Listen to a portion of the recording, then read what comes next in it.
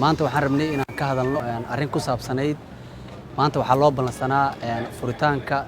kala fadhiga lixaad ee golaha shacabka ee baarlamaanka Soomaaliya kulankiisii koowaad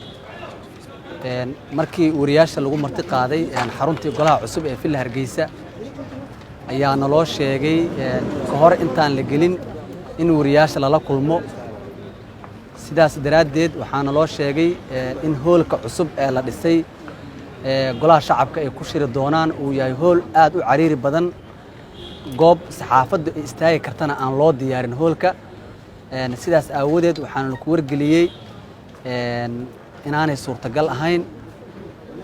in wariyaashu ay inta galaan xarunta gudaheeda ay muuqaalo ka duubtaan waxaa kaloo naloo sheegay in qorshe golaha shacabka uu wado ay tahay in qalab iyaga u gooni ah ay keenaan kaamirooyin wariyaasha meel kale loo sameeyo filimkii la duubo halka wariyaashu ay ka qaad doonaan laakiin waa wax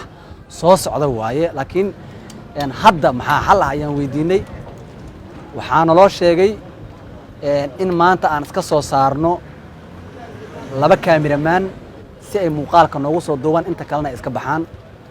waxaan u sheegnay in wariyaashu iyo warbaahinadu ay kala duwan yihiin oo xuquuqda muuqaalada xataa ay ku kala duwanaanayaan taasna aanay suurtagal ahayn sidaas daraadeed maanta golihii shacabka furitaankiisii kala fadhiga lixaad kulankiisii koowaad suurtagal ma aysan noqon sabab la xiriirta in warbaahinta naloo sheegay meel loogu talagalay oo muuqaalada ka duubtaa inaan jirin laakiin annaka markiina la geeyey oo annaka iyo saddex wariyo kale noo ogolaaday inaan meesha soo aragno waxaa noo muuqanayay in meelo badan oo wax laga duuba karo wariyaasha haddii loo ogolaanayo inay jiri kareen sida qaybaha gadaale qaybaha geesaha ah inay jiri kareen in wariyaasha kaamirooyinka suumka fiican leh ay wax ka duuban karaan waa haddii la rabay in wariyaasha ay wax duubtaan oo caqabad aan loogu dhigay inaan baarlamaanka iyo xildhibaanka iyo guddoonada loo dhaxeeyo marka maanta waxaa dhacay inaanan kulankii aanan ka qayb gelin sabab la xiriira in wariyaashii maanta loo sheegay in laba kaamiramaan ay iska soo dhex bixiyaan innaguna ku qanci weynay marka guddoonka golaha iyo dhammaan xildhibaanada waxaan u sheegaynaa in arrintaas haddii wax laga qaban karo wax laga qabto oo wariyaasha loo ogolaado way heli karaan meel ay muuqaal ka duubtaan codsigaasna soo gudbinaa saaxiibada kale ayaa iga dambeynaya بسم الله الرحمن الرحيم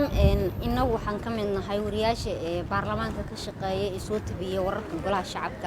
إن سيدا صدرت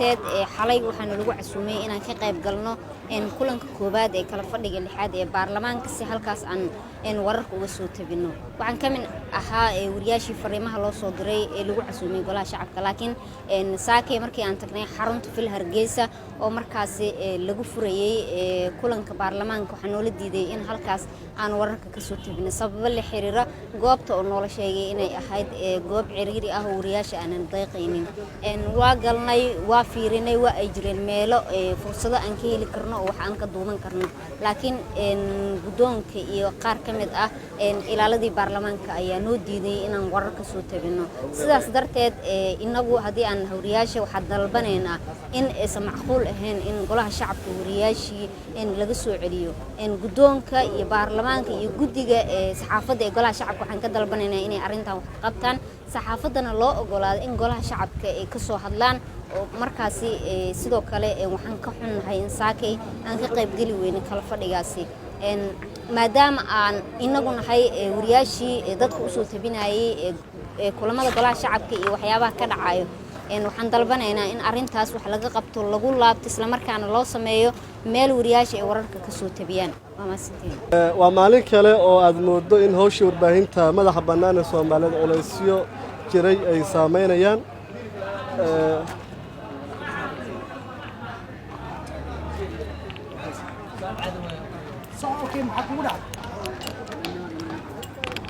waa maalin kale oo culays ay dareemi karayaan suxufiyiinta madaxa bannaan ka shaqeysa Muqdisho maanta wariyaalan ka mid ahaan waxaan tagnay xarun cusub oo gudaha Villa Hargeysa ay ka sameysteen ama laga dhisay xildhibaanada golaha shacabka guddoonka u qaabilsan warfaafinta goluhu wuxuu aad isku dayay bal suuragalnimada culaysyo jira inuu nala wadaago la xiriirtay in meeshu ay yar tahay in suxufiyiinta meesha aysan tegi karin in guddoonka uu isku dayo inuu diyaariyo kaamirooyin in la soo duubo kadibna wariyaasha dib loogu soo diro arrintan hore waxay kaga jirta xafiisyada dowladda ugu sarreeya golaha shacabka waxay meesha keliya suxufiyiintu ay tegayeen dadka kale si duwan xildhibaanada warbixin laga soo duubi jiray si maalinle ah haddii arrinta hadda taagan guddoonka uu leeyahay gaar ahaan dadka hadda nala hadlay oo ah maaragtay qaybtii u qaabilsan warfaafinta inaysan suuragal ahayn in halkaas lagu wada hadlo in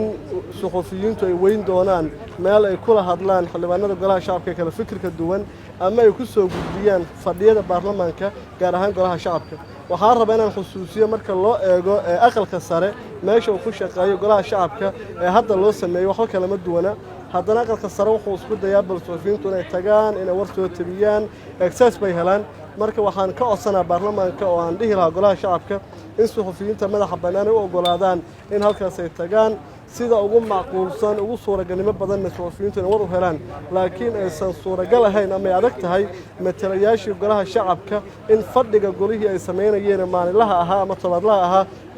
aysan wariyaashu goobjoog ka ahayn waa culays kale oo suxufiyiinta iyo helidda xogaha baarlamaanka ay adkaan doonto gaar ahaan xildhibaanada golaha shacabka waxaan isku dayey oo aan ku idhi maaragtay suuragalnimada wariyaasha raadiyaasha wato ee aan kaamirooyinka ahayn iyada nafteeda waa loo soo duuba waa la soo diraa sida waxaan ugu dhahayo xildhibaan Khaalid Macow oo gudoomiyaha guddiga warfaafinta ee golaha shacabka marka waxaan ugu baaqayaa golaha shacabka iyo dhammaan hay'adaha intan ay qusayso in bal dib loo eego si suxufiyiinta Soomaaliyeed ee warbaahinta madaxa bannaan ay halkaas u tagi lahaayeen ugana soo tabin lahaayeen waxa ka jira xaqiiqda waa maasantii